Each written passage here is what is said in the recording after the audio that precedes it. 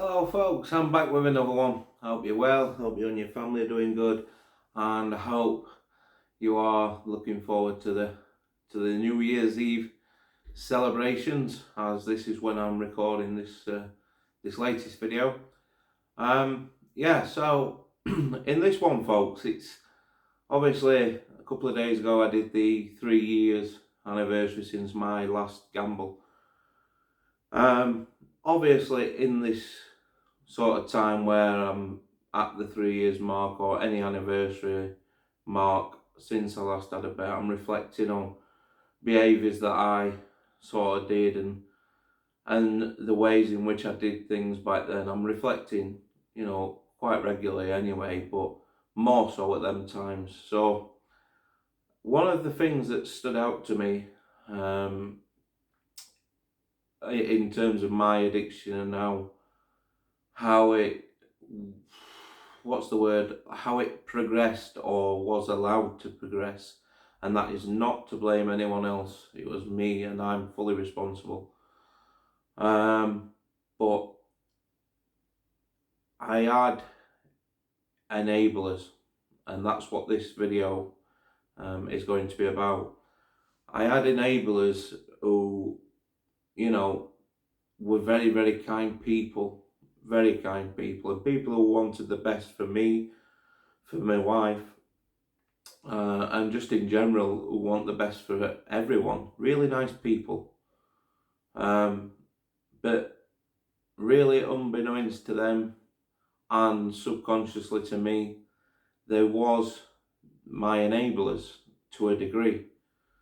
And the reason I'm bringing this topic up and speaking about this is when you identify that you are struggling with an addiction, gambling addiction, whichever addiction, but for the sake of this video and my experiences, I'll speak about gambling addiction. When you identify that you've got that sort of problem where you're slipping down or you're getting worse and worse, I think what is key, or one of the key things to look at, is who is enabling you. Some people are financially quite secure and they don't need financial help to carry out their addictions, to get their fix. But for many, there is enablers, and people, by that I'm talking about people who they know that either would never see them homeless, people that would always lend them £5, people who would always lend them a large amount of money. It might be people, friends who perhaps even that you're selling personal items to. I've done it. Said to a friend, you want to buy this PC, this computer, this PlayStation, do you want to buy this, do you want to buy that, at a really cheap price? And obviously they take it because of the price, like anyone would, but at the same time they're giving me that money for that item, and I'm going straight to the bookmakers with it or depositing it online, and it's not their fault. It really isn't. If someone come to you and offered you a PlayStation for £70, if you're in the market for one, you're going to buy it.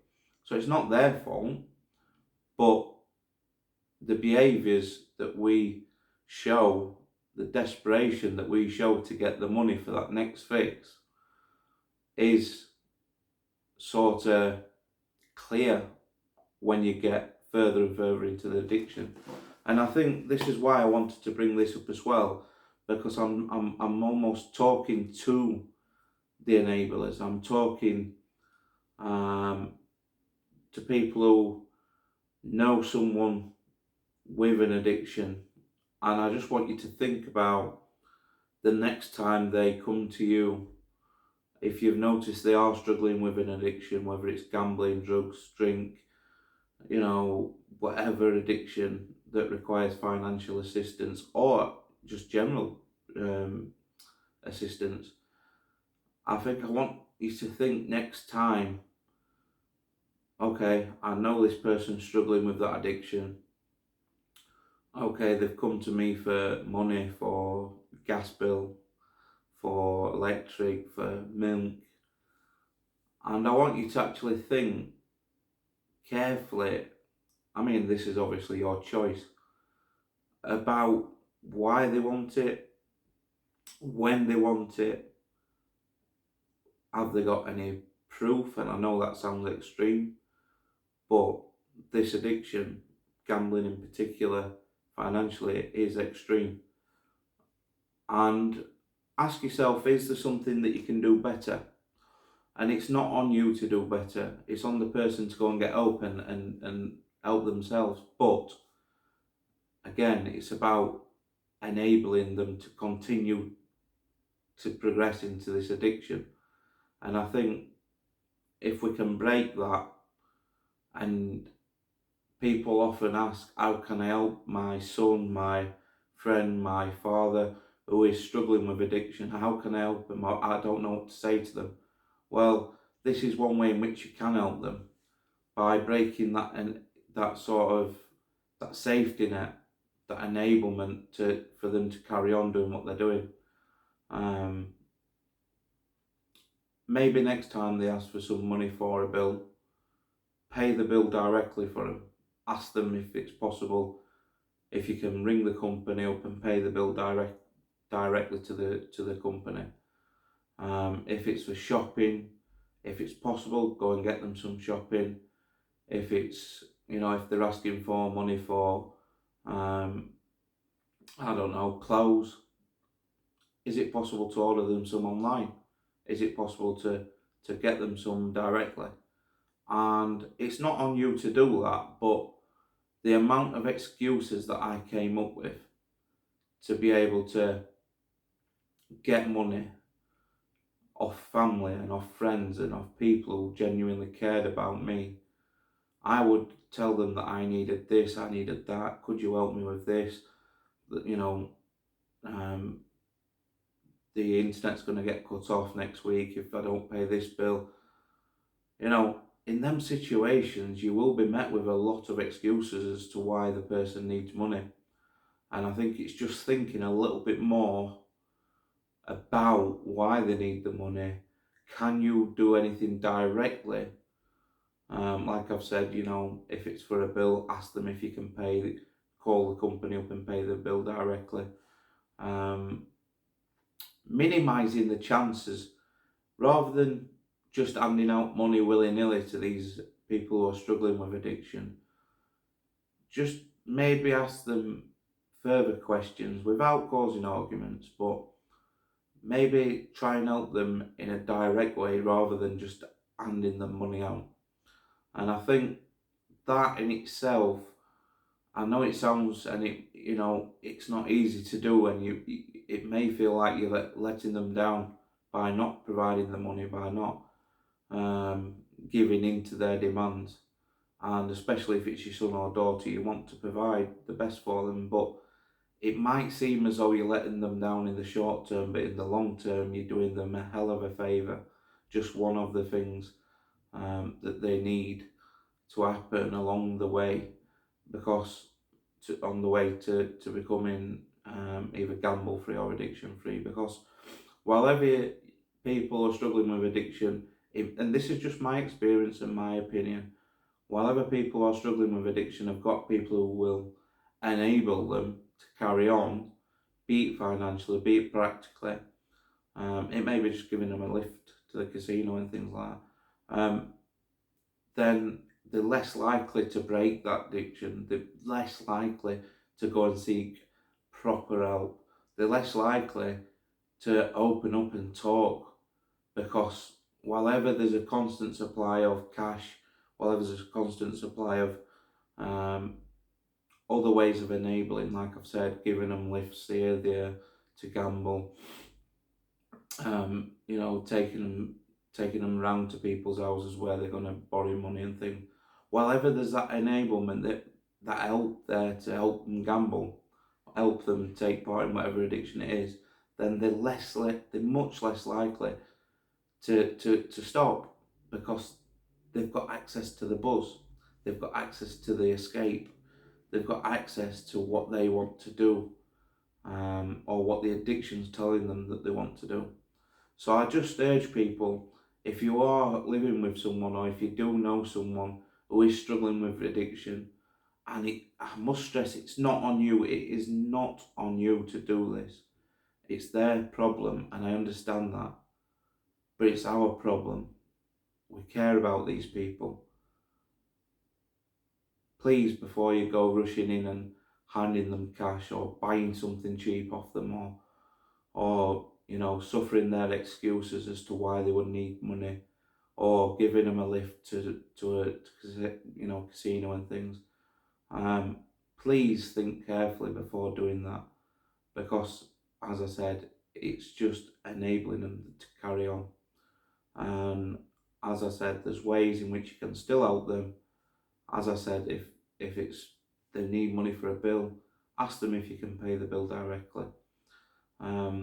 Away from that sort of thing where you're enabling them that way, there's more ways in which you can help these people. You can obviously point them in the direction for gambling in particular, or Gamblers Anonymous, GamCare. There's other outlines out there. I'll post in the description for the links. For drugs and alcohol, there's the support groups out there in the UK, and I'm sure whichever country you're in, there is some sort of support available. There's always pointing them in that direction, but ultimately it is their choice, and they've got to be ready. They've got to want this themselves to stop and arrest their behaviours and decisions and their addiction.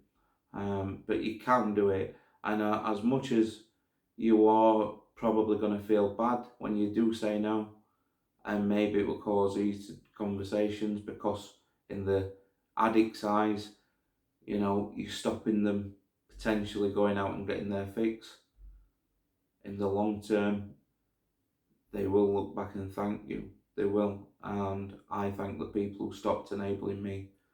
I really, really do. At the time, I didn't. At the time I didn't appreciate it, because that access to my fix was cut off. But long term, looking back now, especially after 3 years, I thank them, because it helped me come to the end of my behaviour patterns that were destructive. It helped me come to the decision that I was ready. I felt ready to stop, and I went and got the help, and I managed to stop. So yeah, I know it's probably, I've baffled on a little bit there, but the point I'm trying to make is, while ever an addict's got enablers in his or her life, whatever the addiction, they're much less likely to just stop themselves.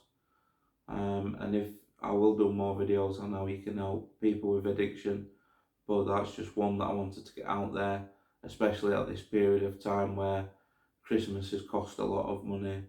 People are, with COVID and things, they are struggling, maybe financially with the impact of COVID, and they are turning more and more to addiction, in particular gambling addiction, whether that's for financial, what they hope is financial stability by winning, or whether that's escape.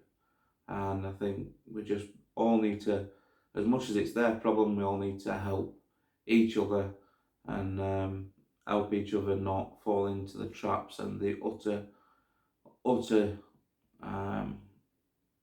desperate times when addiction does take full and complete control of your life.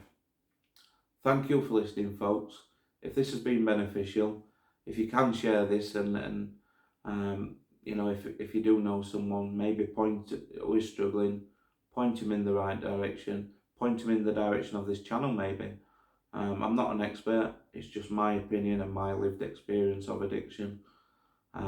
If you can leave a like on the video if you found it of value, and if you're not subscribed already, if you'd like to join me on the next one, drop me a little sub, and put the notifications on, and you'll catch the next one.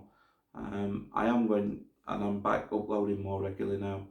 And yeah, I'll leave it there, folks. I wish you all the best for 2022. Have a great New Year's celebrations, and I will see you on the next one. Thanks for listening, folks, and take care.